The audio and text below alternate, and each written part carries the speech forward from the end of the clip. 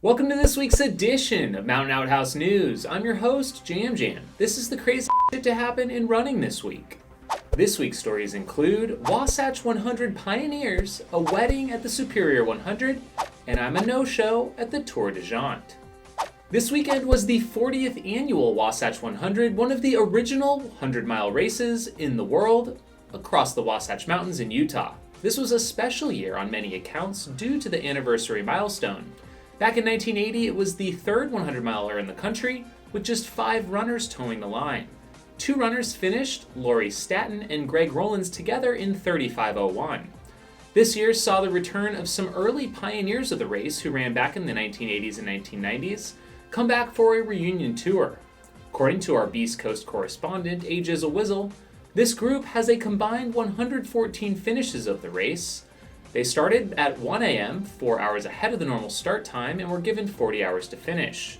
Unfortunately, none of the pioneers were able to pull off a finish in the allotted time. I don't have many details, but still inspiring to see them out there. It was Gediminas Grinius, of Lithuania, who not only capped off the Grand Slam win at Wasatch, but took the win in a time of 20 hours 55 minutes. He also won the Vermont 100 at the beginning of the annual series, consisting of the 4 oldest 100-mile trail runs in one summer. He was ahead of Ian Sharman's slam record until the Leadville 100, where he lost some major time due to altitude.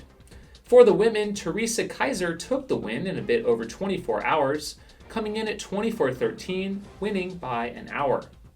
As for the Grand Slam of Ultras, which now can be completed by finishing 4 out of the top 5 oldest, including Old Dominion, Western States, Vermont, Leadville, and Wasatch Front, we saw a total of 13 finishers in 2019, all of which were men. Would love to see some more ladies tackle this challenge in the future. More slammin' news, Sean Nakamura is on his way to a completion of what is called the Great 8, which includes the original 8 100-milers in the US. He's 7 out of 8 thus far and has now completed not only the Grand Slam, but also the last great race. I believe he's just got Arkansas Traveler left next month. I also spied Walter Hanloser's name on that list of Grand Slammers. Walter, of course, is going for 50 100-mile finishes this year, and as of today is now 34 races in with his successful completion of the Wasatch 100. He has just 16 to go in the next 16 weeks. I guess you'd say he can smell the barn. A sample of his upcoming schedule can make us all feel inadequate. I'm Tough, Georgia Jewel, Miami, Arkansas Traveler, No Business, Uwahari, and the Javelina 100. Wow. Hey, Outhouse Nation! It's A.Jizzle-Wizzle checking in from the Beast Coast.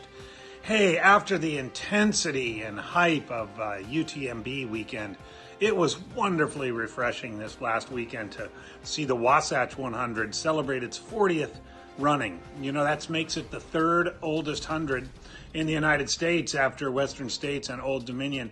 And to celebrate their 40th, they brought back 12 of the pioneer runners from the race, 11 men and 1 woman, including 20-time finisher Dana Miller. None of them finished. They gave them a 40-hour cutoff. None of them finished, but all of them ran. They had a great time. Many of them relived their old memories of Wasatch, and it was just a great, great celebration, not only of the event, but of the sport and longevity in the sport. So here's to longevity. Until next time, A.Jizzle-Wizzle from the Beast Coast. The Eco Challenge is being reborn with thanks to Amazon, and this time it is headed to Fiji. There are some trail and ultra folks heading out there, including Corey Woltering, Ryan Atkins, and Rhea Colville. Sounds like they are setting off now, and we likely won't know the results until the show premieres. I'm sad to be missing it, but the Tour de Geants in the Aosta Valley of Italy is off and running this week. I was originally supposed to be out there competing in this crazy 200-plus mile race, but wasn't able to make it work out. Best of luck to everyone out there, and from the looks of the weather, it's been a bit spicy on day 1.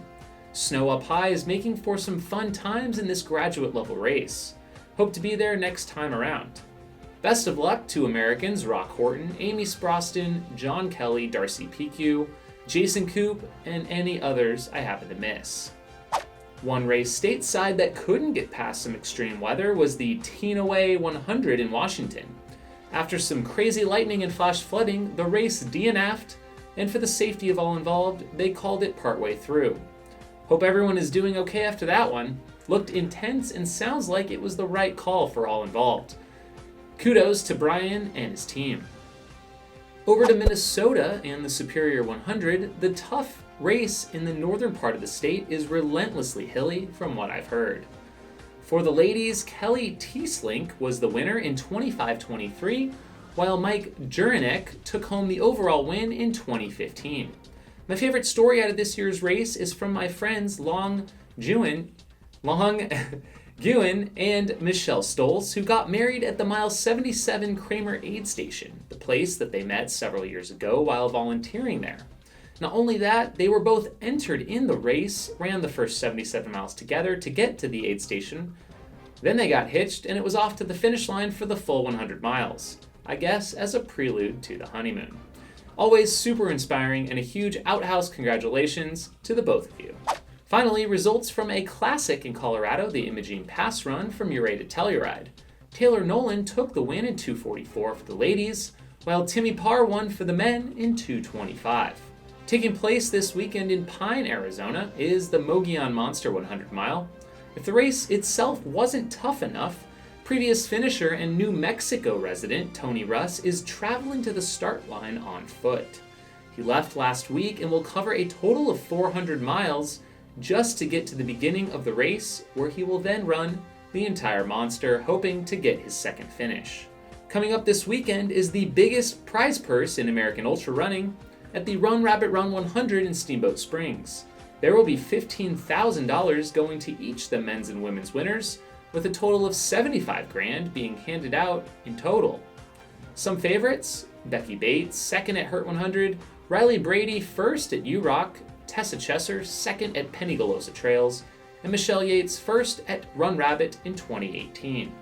And the men: Mike Foote, whom I think you know quite well, Tyler Fox, first at Bear 100, Mark Hammond, Michael Versteeg, and a couple of Pima Pirates, Charlie Ware and Catlow Shippick. And with that, thanks for tuning into episode 162 of Outhouse News. The show would not be possible without the support of our Patreon supporters, who continue to help with the production of this show each and every week. Join the Patreon crew at the link below for as little as $2 per month. Huge shout out to our $50 level supporters: Squirrels Nut Butter, Brian Sands, Base Medical, Ultramarathon Medical Care Online Course, Ultra Trail Blazers, Sean Trujillo, and the Twisted Fork Ultra out of Park City, as well as our $25 level supporters: Bluebird Running Company, Josh Goldstein, Carrie Savage, Renee Feint, Casey Carter, and Jeff Holbrook. Thanks for checking out the show, and we'll see you next time. If you have crazy stories to share or a question or feedback for the show, please leave a comment below. And finally, if you'd like to own this custom pair of Jam Jam sunglasses, complete with a signed certificate of authenticity, check out the link in the description. Have a shitty week.